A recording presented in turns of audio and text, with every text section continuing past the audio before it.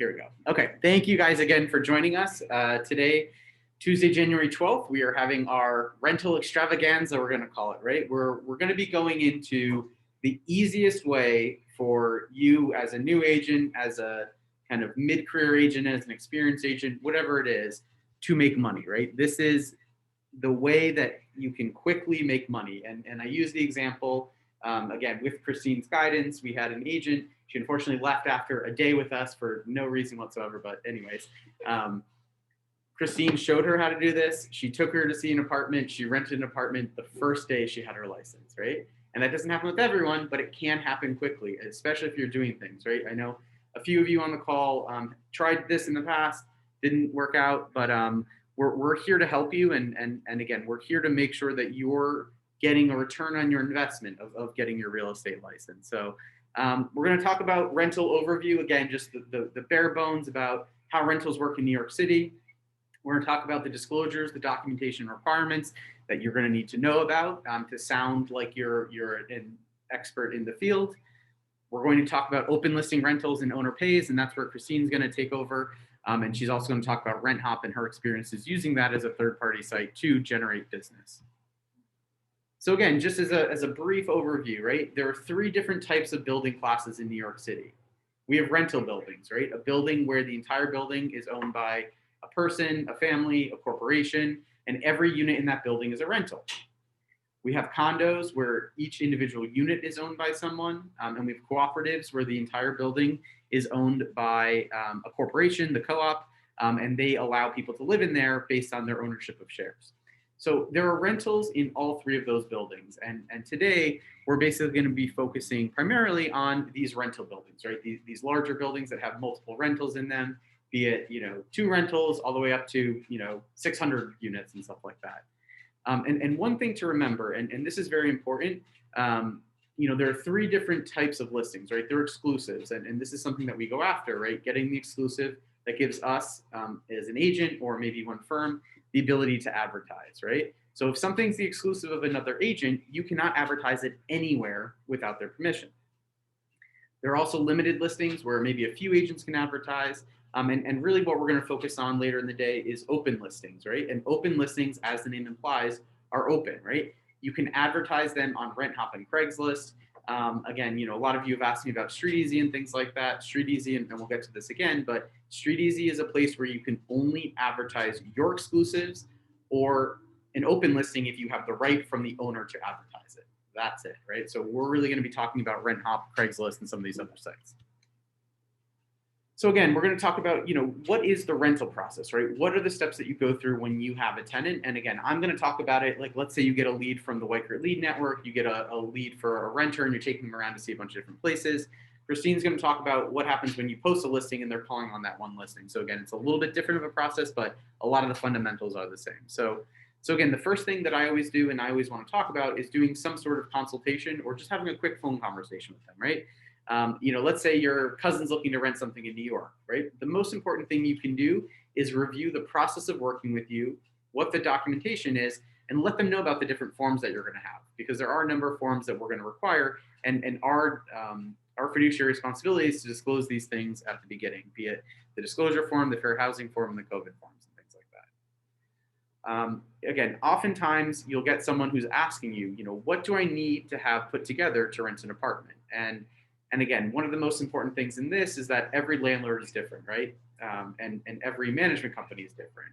But there are kind of some simple guidelines that really help us go over what is needed. And this is kind of a list of that.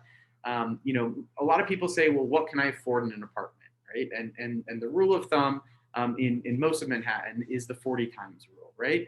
And again, this is one that says that in order to qualify for an apartment, right, in order for a landlord to potentially feel comfortable, you need to make 40 times the monthly rent. So if you're renting a $2,000 a month apartment, they want to see that you're making about $80,000 a year minimum.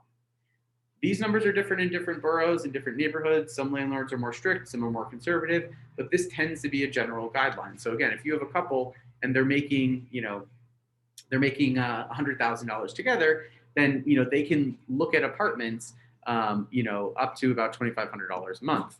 Again, these numbers fluctuate. You know, some management companies might say, you know what, you can make $80,000 to rent this, and some might say you need to make $200 million to rent this. And again, it's just a different thing. So the other things you want to have together, and again, this list is important because it really helps you to make sure they're ready to go before you take them out. And again, this is more for people that you're working with that might be friends, family members, and whatnot, where they're really working with you exclusively. And again, Christine's going to talk about the Renthop process and stuff like that.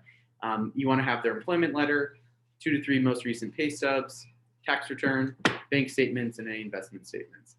You'll also need a copy of their ID, and buildings will have a credit check or application fee.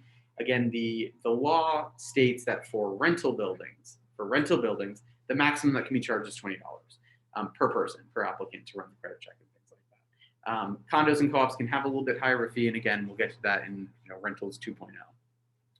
So again, do the searches for them.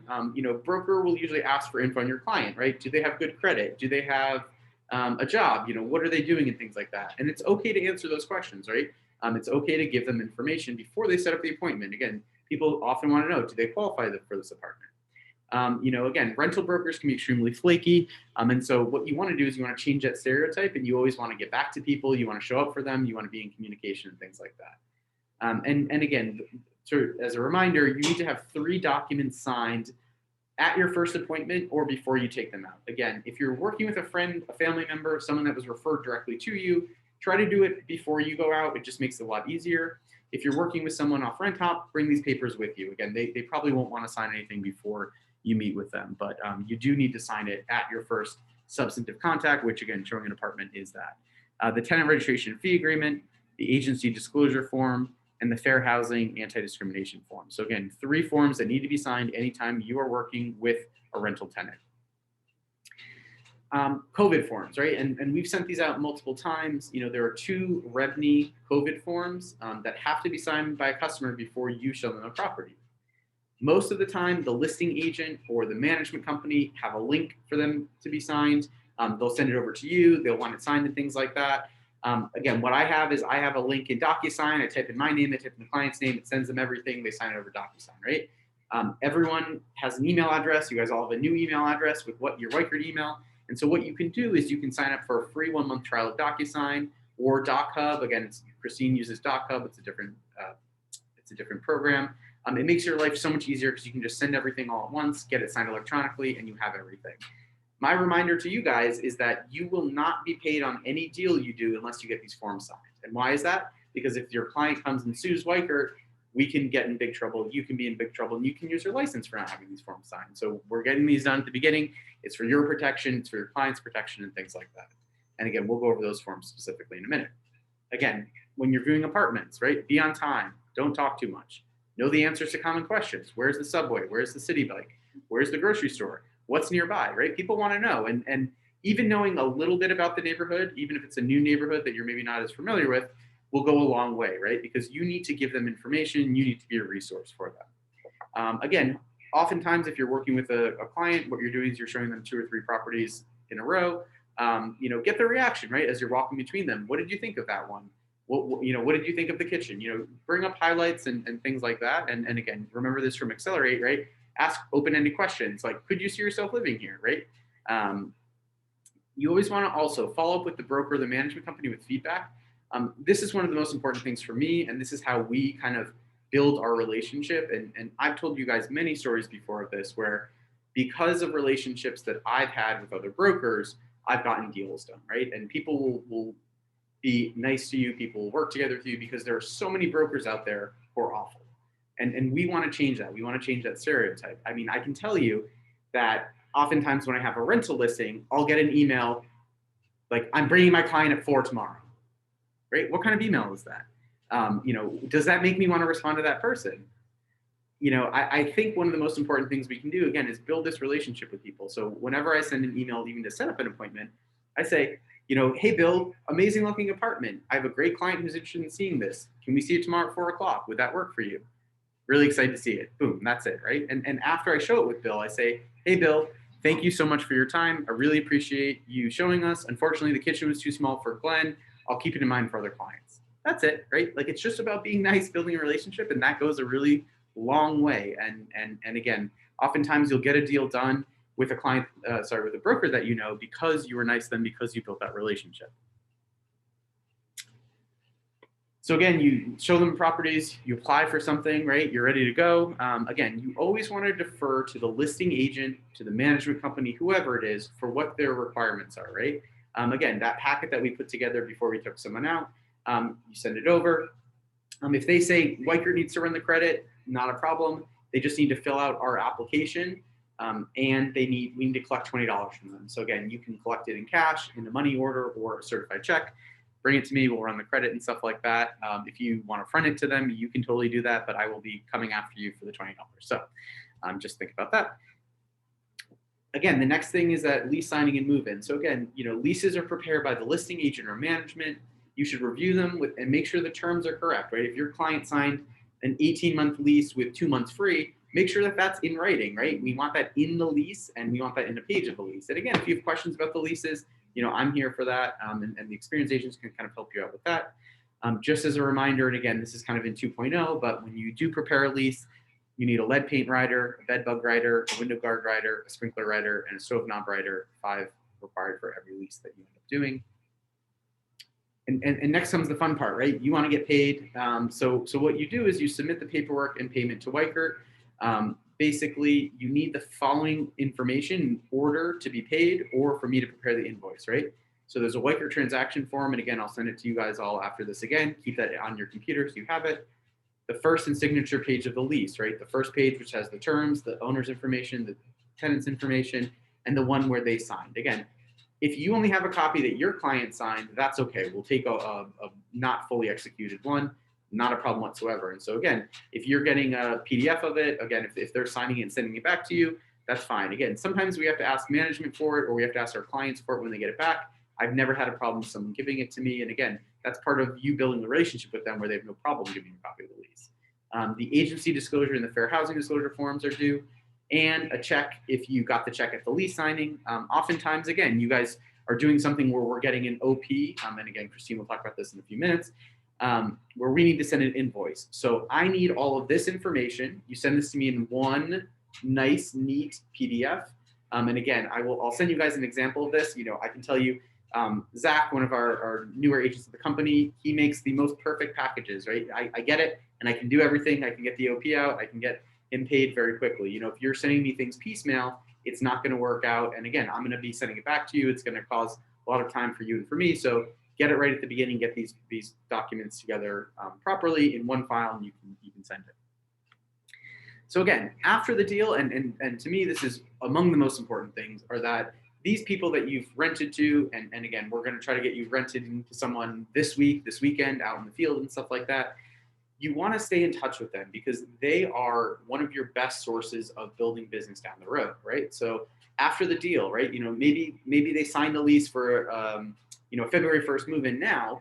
Well, did you follow up with them on February 1st? How did the move-in go, right? Add the date of their lease expiration, add a couple reminders to yourself, like 6 months before and 4 months before, to follow up with that client. Get them a small move-in gift, maybe a gift card to a restaurant nearby, maybe just a $10 Starbucks card, right? Hey, coffee on me. Sorry, we can't go in person. Enjoy the new place, right? That goes a long way, right? And you're reinvesting in your own business, right? You can write that off and things like that. Ask them for a review. If you rented with them through Renthop, ask them to do it on Renthop. They'll really boost your score. If it wasn't off that, ask them on Zillow. It will feed to your My Weichert page, and that will make it much easier to kind of build your online presence. Finally, ask them for referrals, right? We often forget to do this. These people will give you referrals if they liked you, if you ask for them, and remind them what you do. Hey, if you're ever looking to buy, I also do sales. Hey, I do investment properties. Think of how you can connect with these people, because maybe they signed a 2-year lease, but stay in touch with them, right? If you've closed 5 to 10 deals, you should be following up with everyone in your sphere and your past clients every 3 months. If you've closed 20 to 30 deals, maybe once every half year. But again, you can set these up on campaigns in My Weichert, and we can definitely go over that a bit later. So again, just to go over the documentation requirements and where to find it. If you go under Weichert 1, on the top left corner, associate information, and there's a drop down that says Weichert properties. you can find all of our company documents there. And again, there's a couple that are being uploaded this week. So everything should be up there. And again, I've sent you guys, and I will send again after this, all of the rental documentation. So save it on your computer. These are the exact files that you should be using. One thing that Christine mentioned, and I think this is very, very smart, especially this day and age, because of all these disclosures that we have, also bring paper copies with you, right? Because then when you're taking someone out, they can sign it in person with you. So have some disclosure forms, have some tenant registration and fee agreement forms. Again, the tenant registration and fee agree form is for use for any rental client that you're working with that did not come to your exclusive listing. So again, if you have an exclusive, someone comes, rents it, you don't have to get this signed. This is for when you're showing someone a property of someone else, right? And what this form does is two things. So number one, it basically states our obligation under fair housing to charge only up to a certain amount for our commission. And you might be saying to me, hey, we're not charging them anything for our commission because we're getting paid by the owner. But that doesn't matter. We are still required by law to disclose what our maximum fee could be to any consumer renter that we're working with. And so all you have to do is, again, the first page is just for your information. You don't have to really fill out too much there. On the back page, you need a signature, their name, and the date. And what you can do here is you can put in the addresses that you're showing them, any comments. And again, what do I mean by comments, right? This is where you can put in that it's a no fee listing, right? No fee listing, 1 month fee listing, whatever the fee is you're going to pay. That's what I put under comments. And what this does is it protects you, right? Let's say, Christine went out and showed Sally an apartment at 55 Thompson Street, right? And Sally really likes it, but then Sally falls off the face of the earth. Later on, you find out Sally actually rented in that building. And again, a lot of times these management companies are very good at telling us that, right? Well, with this agreement, we can take Sally to court and get paid by her, even though it was a no fee property, right? And we can potentially still collect from them, and we can collect from Sally. So this protects them because we tell them our maximum fee, and it protects you from people circumventing you and trying to rent something without us. Again, in these days of the buildings paying our fee, it doesn't happen as often, but it could still happen. The disclosure form, and again, the disclosure form tells people who we're representing, right?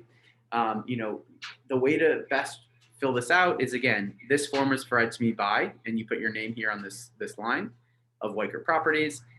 I'm representing, and who are you representing, right? So you got to think about that. And again, if you're working with rental clients from OpCity, from Renthop and things like that, you're acting for the tenant, right? So you're checking off tenant as tenant's agent, even though you're being paid by the building, right? That doesn't matter. Who you're paid for or paid by does not matter. What matters is who you're representing. So in this case, you check off tenant as tenant's agent, we, you fill out the client's name here, they sign, date it, check off tenant, and you're done, right? And this will apply to any property that you show them, right? All you're disclosing is that your fiduciary responsibility, your care and trust is to them, not to the landlord, not to the management company, even though they're not paying you, right? That's totally fine. And again, this is a form that you want to have filled out the first time you take someone out. The second form is the anti-discrimination and fair housing form. Basically, again, this form was provided to me by, write your name in that line. You write the client's name in here, they sign and date it. All this states is how people can be discriminated against and how they can remedy if they feel like they've been discriminated against. Again, very simple form. You have to have it filled out the first time you kind of meet with a client. Bring copies with you. It makes it much easier. Again, if you're working with someone, send it over DocuSign before. Whenever I have an exclusive, I send the disclosure form, the fair housing form, and the COVID forms all as a PDF. I've never had any problem with anyone signing them. So it's a great way to get it done at the beginning. Okay, so that's it. I've said a lot. Why don't we take a second in case anyone has any questions about what I went over. And then after that, I'm going to let Christine take over and talk about open listings in Renthop. So feel free to either unmute yourself or write in the chat box if you have any questions about that portion of it. And then we'll go back and Christine will go over her portion and then take questions on that. All right now? Okay. So thank you very much, Christine. Yeah.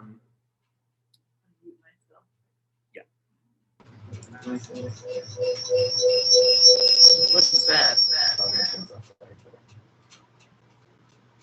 All righty. Hi, everyone. So I'm just going to start by first going over how to find the open listings to post. And what I recommend is you want to not get too overwhelmed. Maybe like pick your neighborhood where you live and search. Like if you live in Murray Hill, you want to search that area. That way you'll get to know the management companies that pay an OP, and then you can sort of build that relationship and post a lot from this like particular company. That's what I've done. Like not necessarily in my neighborhood, but I know I've done multiple deals in one building, because then I get to know the company and I know the contact, and I just like email them directly and say what's coming up. So I'm gonna log into my OLR.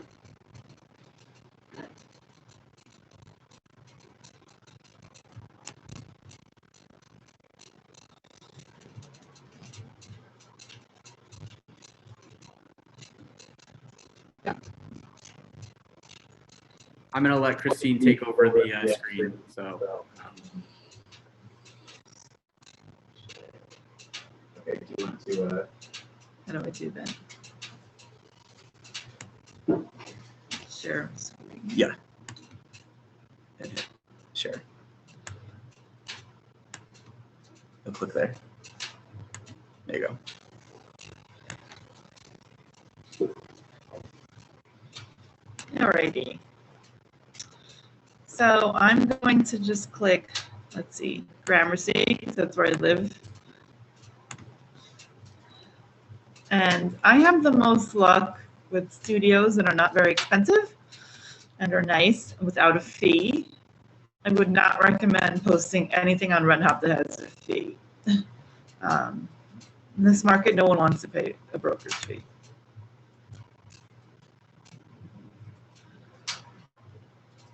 So tell them the section to check. So I'm clicking active, that way it's an active listing, and OP. You can also put open listings only.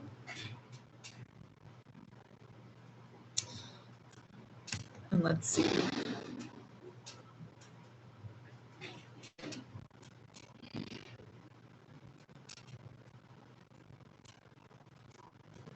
Alrighty. So not a ton, but because I have a very low budget. But so for example, this building,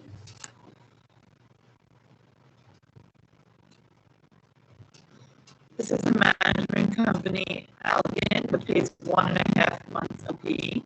So you can see they don't have a picture. So what I would do is go to Street Easy.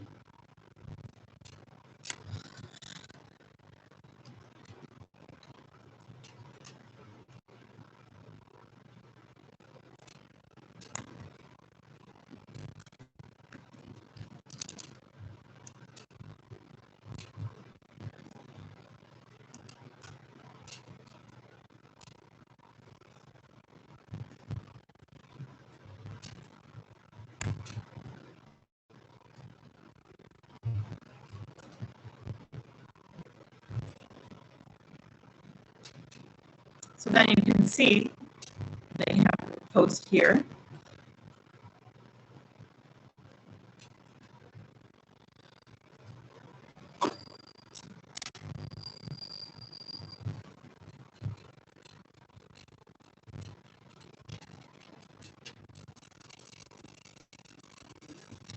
So then what I usually do, what I find most, and you can see this net 1560, very low. But on Renthop, you can put that. There's nothing wrong with advertising like that. And when you when you message, I say, 1560 is a net red. The gross is 1950.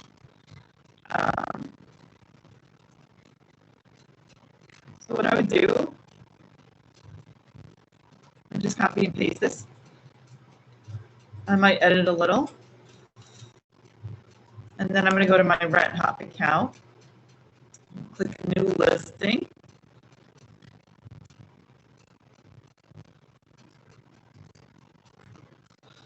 always recommend, there's nothing wrong with putting the full address. So a lot of agents don't, and then I think that's like annoying for clients. They don't know where exactly it is. Then you're gonna put it's a studio, 1560. There's no fee. And I would just copy and post. Oh, this is annoying that all this other stuff is in there, but.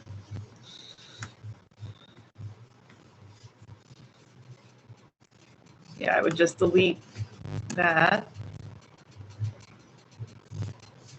What did I do? Sorry.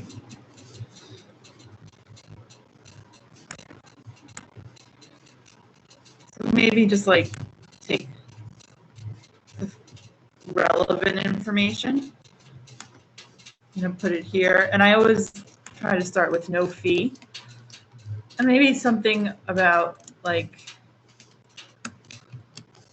large studio,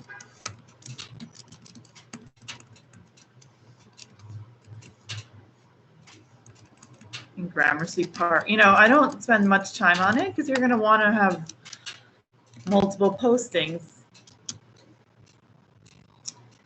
And then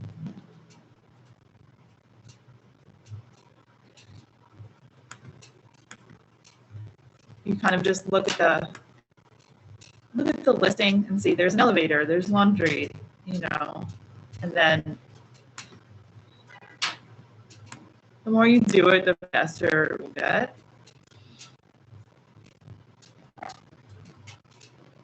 And then you're going to save. What I tend to do, which I think saves time, is I just go, everyone should get the Renthop app on their phone.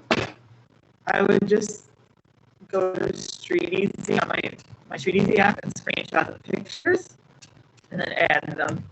And you can also do it on your computer. I don't really know how to do that though.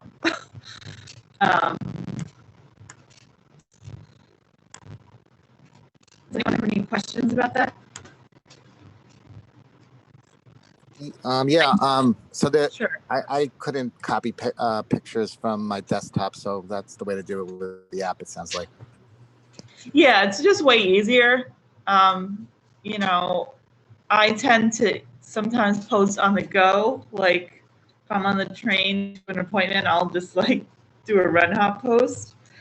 The only thing about the mobile app is sometimes you have to check the address. Sometimes when you're doing the whole post on the app, it like puts like Alabama instead of New York, and you have to fix that on your laptop.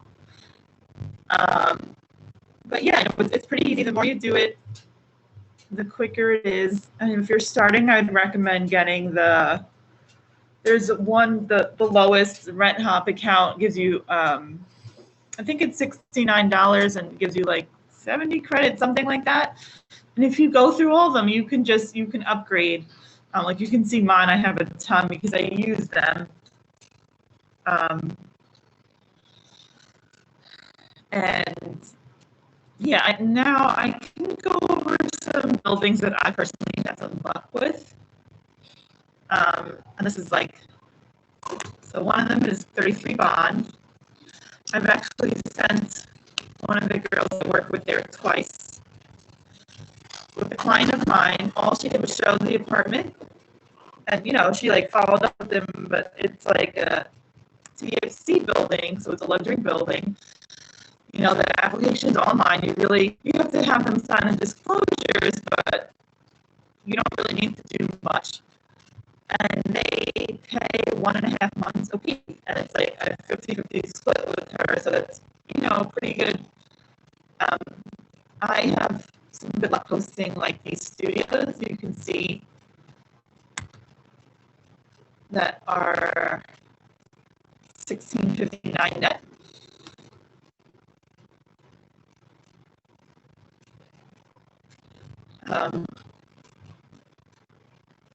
Yeah, I get a lot of hits.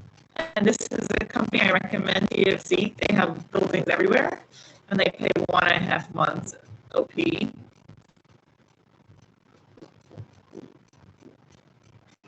And like you'll get to know certain building companies. Like for this one, for the studio, studios, they will not advertise the rent if it's a 1-bed or a 2-bedroom. They'll let you pay the net rent each month. So that's, for this whole thing, I post the studios, the 1-beds, and the 2-bedrooms. You just want to say that rental is like up for next year. Sure. So it depends on the company. So for this company, the gross rent is $24.50. And then just almost Gross means this is. I'm not. what the lease would say. This is like exact. So this is what the lease would say. This is the gross rent. And how they get the net is they take the 2 months, like 2.5 months free. So they take this gross rent and like divide it by 9.5 months to get $19.40. So I know in this particular building, this company, they will, when you sign, it's $24.50 first in security, and then you don't pay for the first 2 months after that. And then the last half a month is free. But for example, if it's a 1-bedroom, let's go to a 1-bedroom.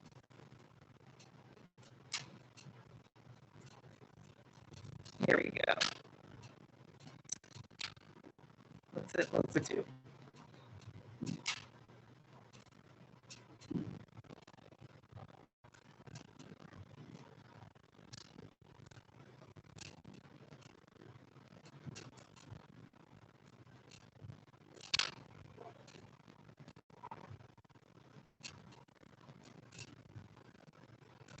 So for this, the gross rent is $46.60.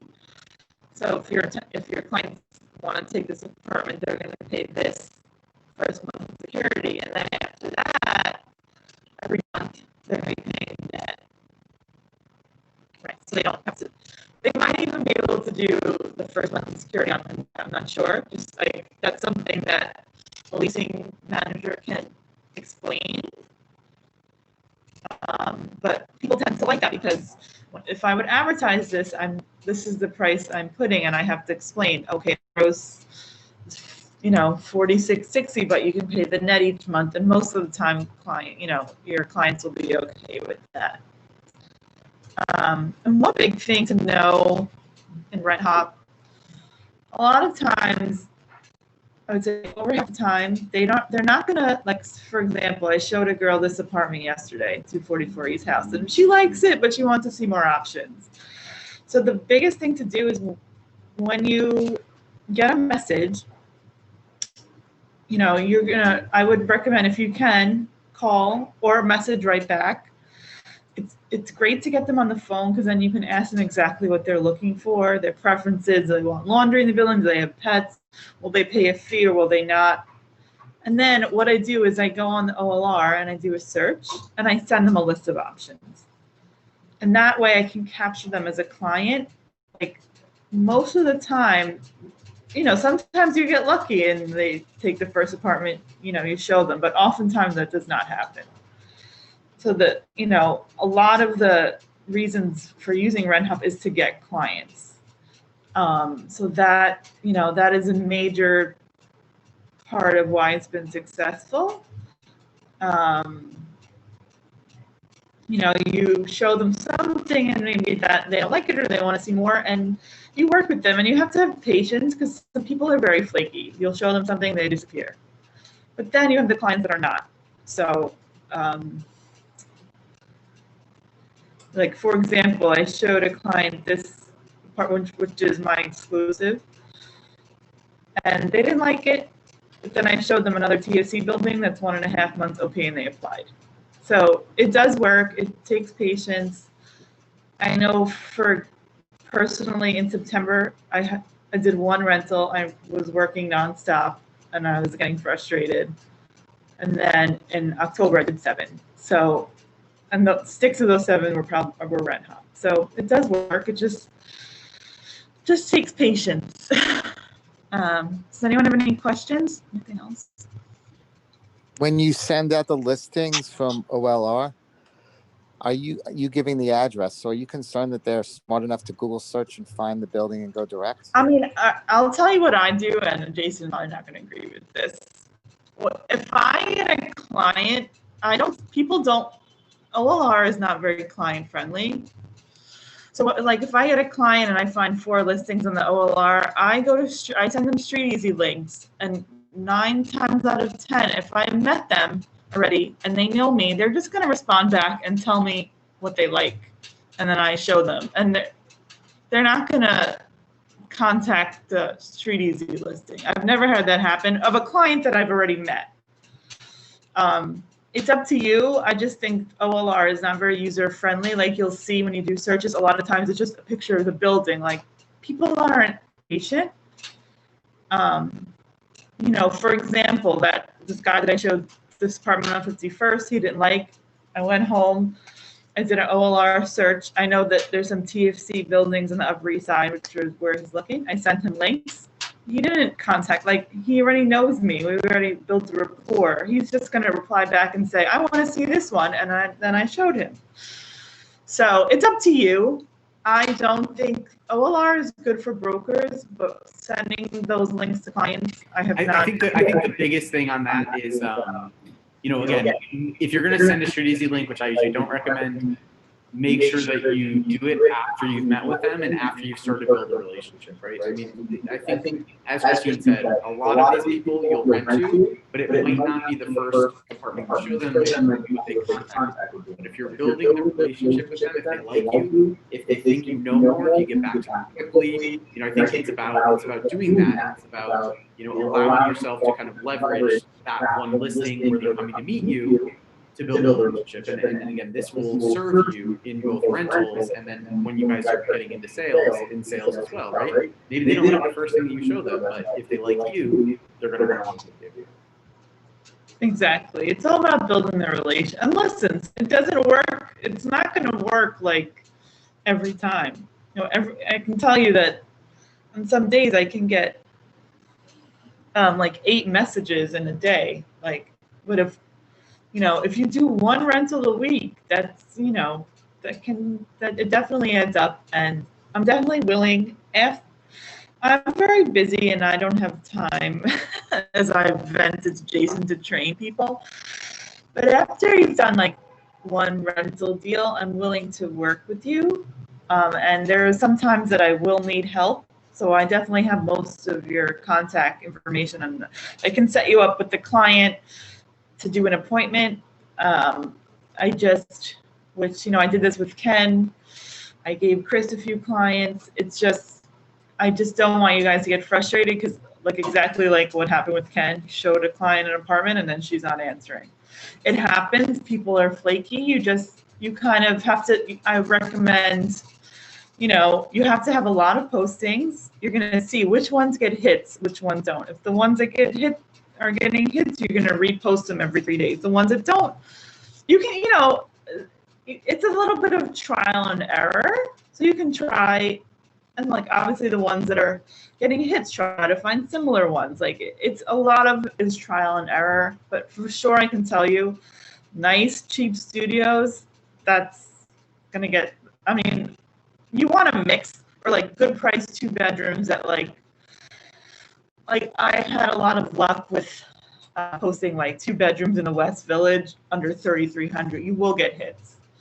And even if they don't like that one, they ask me for a video. They say, oh, it's too small. And they'll, okay, what are you looking for? And then I said, I get them as a client. It can be frustrating because people are flaky. So like, do expect that. I find that that's just how it is. But it does work. It just takes, effort. Awesome. Well, thank you very much. And again, I'm just going to, Donald has a question. I had a quick question. I don't know if anyone else does. Sure. Hi, Christine, can you hear me? Yes. Oh, great. I was just curious if you could speak at all to, especially maybe the month of October where you did the 7 deals, 6 of them from Renthop, if there was any thing that you felt worked best for you as far as a timeline from when you first were contacted? I did rentals for years, and generally back in the old days, they would tell us as much as possible, have them come into the office, sit down with you, and then show them around. That's not really what's happening, especially during COVID times. But did you feel that you were usually just getting contacted about a listing, taking them to see that immediately, or were you sending them additional listings? What was kind of the timeline to keep them long enough to I close? do both. I try to schedule them as soon as possible. Like if they message you on Saturday, I'm scheduling on Sunday to take them out. Then it depends on my day. If I have time to send options, I might send them, but more often than not, I'm going to meet them. I'm going to show them this apartment first, and then I'm going to send more options. That way, just not to overwhelm them. You know, that's kind of what I do. That's what works for me. And Did you find often that the apartment they were reaching out about was already rented and you had to tell them that, or would you just? No, not necessarily. Like I would make sure it's not rented. You know, a lot of times, like I have this up in Williamsburg, which I'm still getting hits on, and it's rented. I'm not going to take it down, but I'll tell them, oh, this just rented. I won't repost it because that's not really ethical, but it's going to take 3 days for it to drop. There's nothing wrong with doing that. And say, okay, this one rented. What are you looking for? And like, for example, one of those clients, I sent her one of these I had a client reach out for this listing. I sent her another one in the building that's a little more expensive. She likes it. She doesn't understand net pricing. So I'm going to call her at 1 o'clock. You know, and find out what she's looking for, and then work with her as a client. She'll be my client. It doesn't always work out, but especially if you're focusing on posting these 1.5 month OPs, like you don't need to do that many. Yeah. You know, trust me, I get it. It can be frustrating. Not all clients are loyal. They will ghost, but then some are. So. Obviously, like, and Jason's going to guide you with, like, you want to get your own exclusives. It's a balance. Like, I also had a very good month this past month I've been doing, but some of those were my exclusives. Not like I don't have that many, maybe like 1 or 2 out of like 10 rentals, you know, whatever. Christine's killing it, guys. If you can't get it from these numbers, like she's doing a lot of rentals every month, and I would say, let's say 2/3 of those come rental. Yes, absolutely. Yeah. You know, like Jason said, this one girl who somehow, for some reason, left. Like I gave her a client, and she showed him, and they rented an apartment, and then she. It's just, it doesn't always go that easy. You know, I've given another girl I work with. We've done 2 rentals at 33 bonds together. I've, you know, guided her on. She's done some at this. There's this management company in the Lower East Side called Better Living Properties. I highly recommend them. They pay the OP right away. Their apartments are cheap, but I've done like maybe 4 or 5 with them. So she's, you know, and I have given her multiple clients and like didn't show up to an appointment. Like that happened once or twice. So like it's a mix. So I would say you have to try to not get frustrated and maximize your time. Where do you live? You want to post where you live, you know? Yeah. And I tend to do a lot in, like, there's one building in Greenpoint which I don't even have to go. I've sent the clients, and Jason doesn't like that.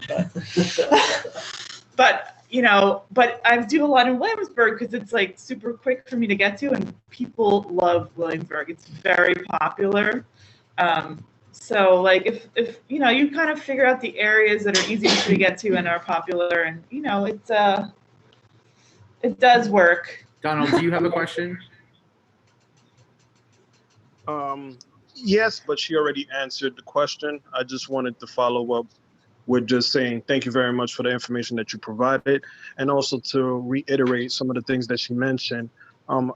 I haven't had the success that Christine has had, but that's only due to the lack of commitment that I've put into it, but that's another story. But one thing I will say that has worked for me is consistency, patience, and repetition, pretty much similar to what Christine has mentioned. One of the things is, for example, if you go into a certain area and you just, let's just say Flatbush, and you do all studios, nothing but studios, now you have an inventory of all studios from various buildings in that area. So if a client comes to you about one studio, you already have a pool of 15 other studio as alternative. That's just as a backup, just in case the one that they originally was interested in, they decide that they don't like, you have other ones to show to them. Yeah, no, I agree. I mean, it takes practice, but at this point, I know management companies, I'm not on a lot of mailing lists, but the ones that I am on, I kind of know what they have, and then I think of them, and then, it takes time and practice, and definitely get on some management, get on TFC's list, TFC's broker's list. You just Google them and say, it's like, and there'll be an email and say, please add me to the broker list. Two Trees, Hell is kind of an old school company, but they have good apartments. Kind of annoying, you got to go pick up a key at like 42nd Street, but. Huh? Christine, I had a quick question also. All right, I forget them. Do you want to show them one of the e-boss emails? Sure. I'm sorry, what was the question? Oh, you mentioned TFC. I had a personal experience where the client had a challenge with the leasing manager. Can you go to another leasing manager for a different TFC property? I'm not, what do you mean, like they didn't like the leasing manager? Yeah, they just really didn't get along, and there was only one leasing That's a manager. very rare thing, because they're usually great, and I don't know, maybe they were were they making demands or something? Like, yeah, I don't really know. All right, no problem. Hear them.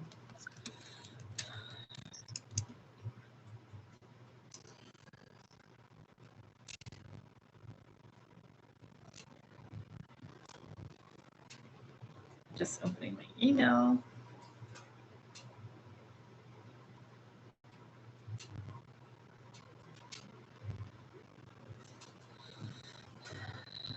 And I am not a good example because I don't get on that many mailing lists because I'm too busy, but you should.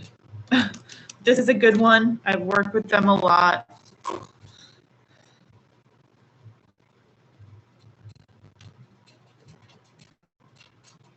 Sorry, it's kind of slow.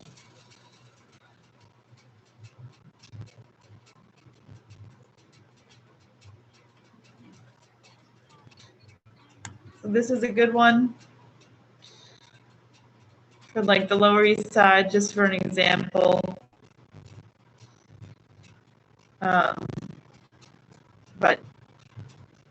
I just recommend, and here is a good one that I haven't done deals with, but I need to post them more.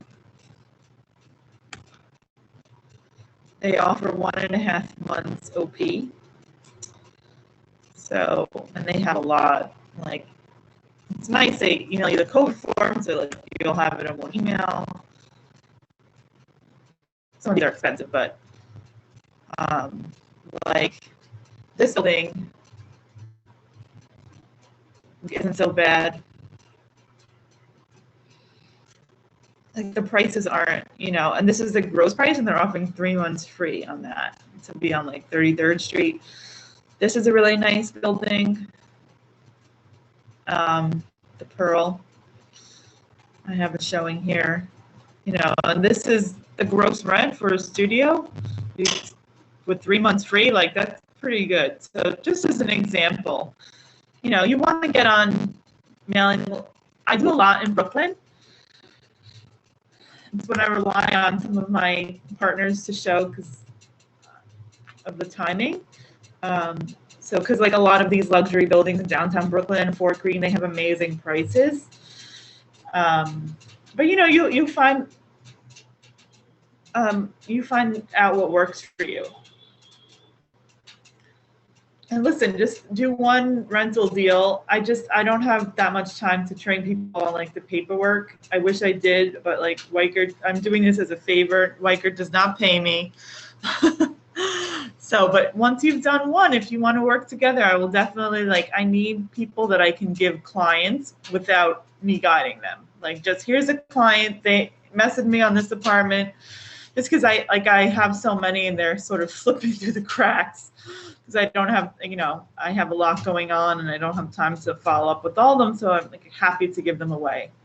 But I just need, once everyone's situation is different, but once you feel you're ready, you've done one rental deal and you know the process, I'm happy. If you want the business, I think like a 50-50 split's fair. And if you've done more than one, maybe like I could take less, if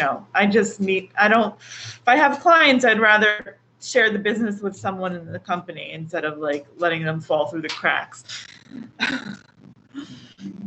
Awesome. Well, thank you, Christine. I'm going to share my screen again, just to go over a couple quick things with you guys, just to kind of follow up. And thank you again. I really appreciate it, Christine.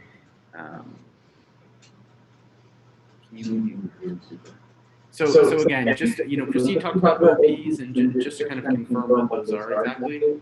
An OP is when the management company or the owner is paying our fee. And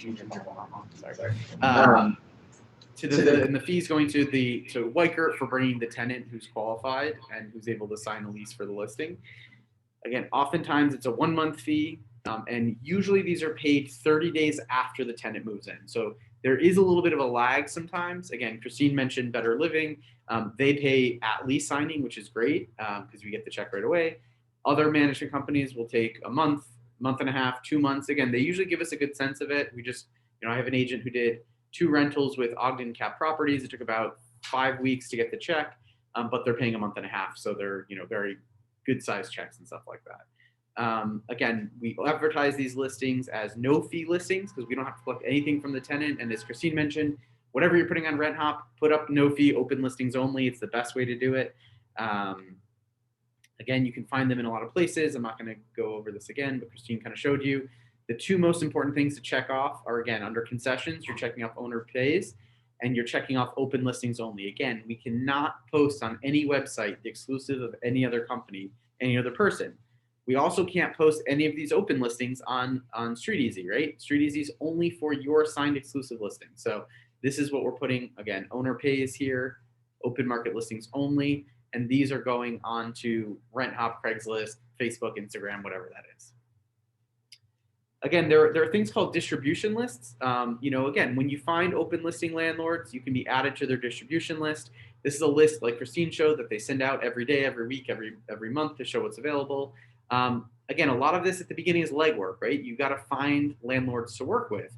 You can do that by searching through OLR for current inventory, for past inventory, and asking to get on their list, by finding their website and stuff like that, finding out how they give out their listings. And again, there are so many of them out there.